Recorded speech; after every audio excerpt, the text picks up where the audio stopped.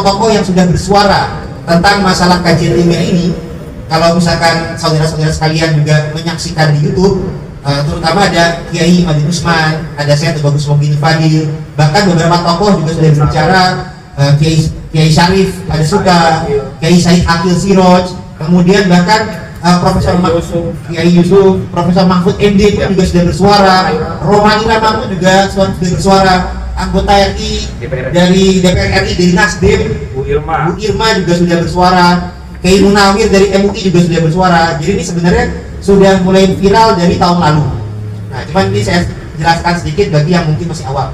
Nah, intinya ada tokoh-tokoh yang sudah menjadi incaran, dan para kiai-kiai yang sudah sepakat dengan kita itu membentuk berbagai organisasi. Di antaranya ada Perjuangan Wali Songo Indonesia, Laskar Sabilillah, ada juga Jamiah Wali Songo Nusantara, Jawara, dan lain sebagainya. Jadi sudah membentuk organisasi sebagai wadah untuk memperkuat kekuatan ya. Karena kan apabila kita jalan sendiri masing-masing, bagaikan lidi mudah dipatahkan. Jadi dibentuk suatu wadah untuk memperkuat. Nah, jadi rencana awal tadi malam itu adalah kita undangan dari Kiai Junaid Al-Baghdadi, salah satu ulama dan tokoh kasepuhan di Karawang, Jawa Barat. Nah, beliau juga didapuk menjadi kasepuhan daripada organisasi PWI, Perjuangan Wali Songo Laskar Sabilillah Nusantara, yang nanti malam tanggal 11 Agustus akan mengadakan pelantikan PWI di komplek makam Syekh Kuro Karawang. Nah, untuk persiapan menuju acara nanti malam itu para anggota-anggota PWI biasa melakukan musyawarah di pesantrennya Kiai Asep di Rengas Dengklok Karawang, pesantren Mandau Bulung namanya. Nah, itu sudah ada biasa-biasa musyawarah. Nampaknya musyawarah ini sudah diketahui oleh anggota, saya langsung bilang saja FPI, karena saya punya buktinya. Jadi anggota FPI itu sudah mengetahui akan, atau ya para pendukung Habib, mungkin ada FPI yang masih struktural atau organisatoral, saya kurang tahu ya. Yang pasti para pendukung para Habaib ini sudah ada ancaman-ancaman supaya acara nanti malam di PW ini tidak terlaksana, dan mereka mengetahui bahwasanya rencananya kan mengundang tokoh-tokoh yang banyak bersuara kontra Nasab Habib Balawi, yakni Kiai Imadil Usman Al-Bantani yang menulis tesis tentang kepalsuan Nasab Habib, dan juga Kiai Abbas Buntet, cucu pahlawan pejuang dari Cirebon, Kiai Abbas yang turut berjuang di Perang Surabaya, Jadi ini ada rencana kehadiran dua tokoh petinggi daripada PWI. Nah, saya pun juga termasuk wakil ketua mewakili Trak Kesultanan Banten juga. Nah, kemudian rencana di malam nanti salah satu kasepuannya kan adalah Kiai Junaid Al-Baghdadi. Nah, beliau ada acara rutin yang malam minggu, terutama ada hari-hari yang kliwon apa gimana tuh hari besar, ada acara di pesantren beliau di Rengas Dengklok Karawang. Nah, beliau mengundang anggota-anggota PWI, terutama juga Kiai Imat, kalau bisa hadir di tadi malam tadi supaya membicarakan musyawarah untuk kelanjutan acara di nanti malam. Nah, jadi ada acara tanggal 11 Agustus, ada acara tanggal 10 Agustus. Nah, 10 Agustus ini acara khususnya daripada Kiai Junaid Al-Baghdadi. Nah, Kiai Junaid Al-Baghdadi ini acaranya di Rengas Dengklok Karawang. Nah, ketika biasa acara gitu biasanya ribuan jamaahnya banyak, jadi biasanya suka macet, makanya ada arahan dari panitia tidak bisa langsung ke lokasi, ada tempat meeting point dulu, ada tempat transit dulu di pesantrennya Kiai Asep Mandau Ulum yang nggak terlalu jauh. Nah, para polisi pengamanan utamanya di lokasi acara dari Kiai Junaid. Jadi yang diutamakan pengamanan di tempat Kiai Junaid. Di tempat transit hanya anggota laskar dan banser saja, belum ada pengamanan polisi.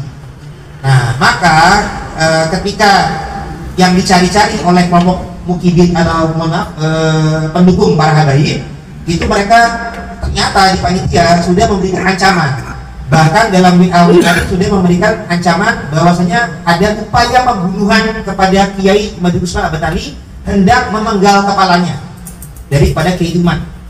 Jadi ini sudah ada upaya ancaman dan upaya pembunuhan itu sudah ada.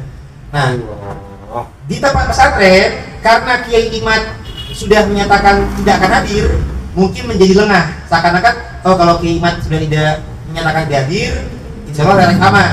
Nah padahal yang berjuang kan tidak hanya Kiai Imat, tapi juga ada tokoh-tokoh di sekitarnya. Nah karena saya juga sering mendampingi Kiai Imat, jadi ketika kita di pesantren Manbau Ulu, nah kita lagi lokasi persiapan menuju ke pesantrennya Kiai Junet. Nah ketika keluar ternyata sudah ada masa. Nah awal-awal kita husnuzon, mungkin apa namanya kan berbau nggak pakai seragam tapi kan ya busana muslim pada umumnya. Awal-awal ketika mendatangi saya kira mau salim apa gimana gitu. Ternyata naik-naik badi mau mempersekusi bukan yang mau salim. Dan mereka tuh mencari-cari Kiai Imat. Kiai Imat tidak ada, mereka ada yang mengenal. Wah ini mau gini, bagus mau gini. Jadi mereka mengincar saya karena sebagai orang yang dekat dengan Kiai Imat. Nah mereka mengincar saya, yang orang-orang tim kami berupaya mengamankan, termasuk istri saya, termasuk Kiai Ihsan, dicoba diamankan untuk masuk ke mobilnya beliau. Nah Kiai Ihsan ini adalah Rois Suriah MWC NU Cikarang Utara. Jadi Kiai yang struktur organisasi di NU itu sendiri. Jadi kita masuk ke dalam mobil beliau. Jadi kami dalam satu mobil itu ada supir, ada Kiai Rois Suriah MWC NU Cikarang Utara namanya Kiai Ihsan, ada saya, ada istri saya, ada Kiai Asep sebagai tuan rumah pondok pesantren Manbau Ulu tempat ansip dan juga ada santri. Jadi ketika kami sudah masuk dalam mobil, ada di kapal juga oleh Banser, tapi karena mereka sudah mengincar saya, akhirnya mereka naik motor langsung mau mengejar. Nah akhirnya supir juga sudah mempercepat laju kendaraan tapi dihadang. Nah ketika dihadang, Banser berupaya menjaga, Banser dikeroyok, dua orang dikeroyok, dipukul, mobil kita dalam keadaan dikepung, dipecahkan kaca belakang. Meskipun kaca belakang itu ada simbol NU Nahdlatul Ulama, mereka tidak peduli. Meskipun di dalamnya ada para kiai, mereka tidak peduli. Kiainya juga kiai yang jelas, ada yang tokoh lokal maupun nasional. Ada perempuan pun mereka nggak peduli. Ada jelas-jelas yang mendampingi berjaket Banser, orang Banser resmi, yang mana NU dan Banser ini adalah orang-orang yang berjasa membesarkan para habaib. Ini mereka tidak peduli, mereka malah merendahkan dan mereka malah menzalimi atau mencederai. Jadi bahkan orang-orang ketika itu sudah memecahkan kaca, bahkan juga memukul dengan helm kepada Kiai Ihsan itu, kacanya pecah, kacamata, kacamata saya pecah. Kalau ada bukti di lapangan? Ada.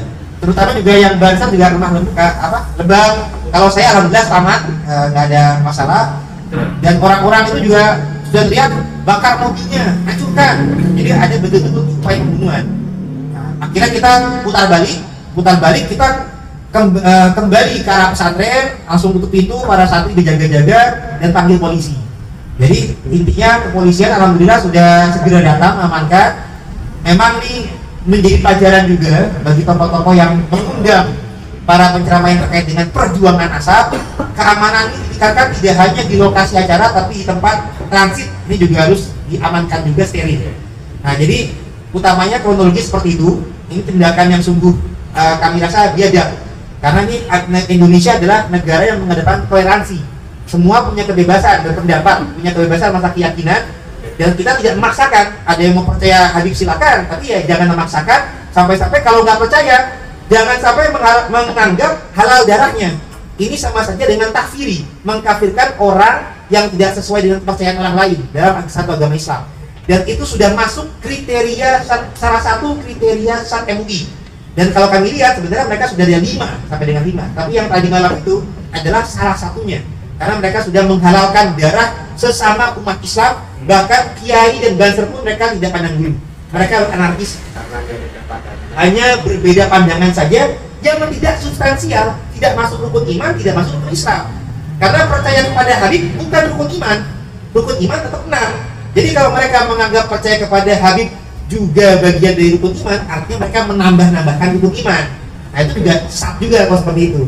Bukti keterlibatan oknum Habib, karena di situ mereka menyampaikan juga dari FPI. Kemudian buktinya adalah ketika kami dipersekusi, ada yang merekam dan langsung disiarkannya di YouTube channel Sayyid Bahar Smith Official. Jadi ini membuktikan memang ada konspirasi dari kalangan oknum Habib. karena mereka sudah terstruktur, terencana, mengetahui tempat lokasi kami ngumpul. Mereka langsung sweeping, persekusi, mencari-cari Kiaimat, bahkan sudah upaya pembunuhan karena sudah ngomong bakar mobil, hancurin, bukannya sekedar supaya demo, bukan, karena kami tidak ada ceramah nasab, bukan, kami sekedar undangan menghadiri acara undangan agama, acara haul dari Syekh Kiai Junaid Al-Baghdadi. Jadi bukan mau bicara hal nasab atau hal sensitif, tidak, kami sekedar sebagai tamu undangan saja. Yang mereka incar Kiaimat tidak ada, kami pun diincar. Jadi ini suatu hal yang meresahkan publik dan merendahkan para kiai itu. Sekian dari kami. Kurang lebih yang dimaafkan. Wallahualam. Assalamualaikum warahmatullahi wabarakatuh.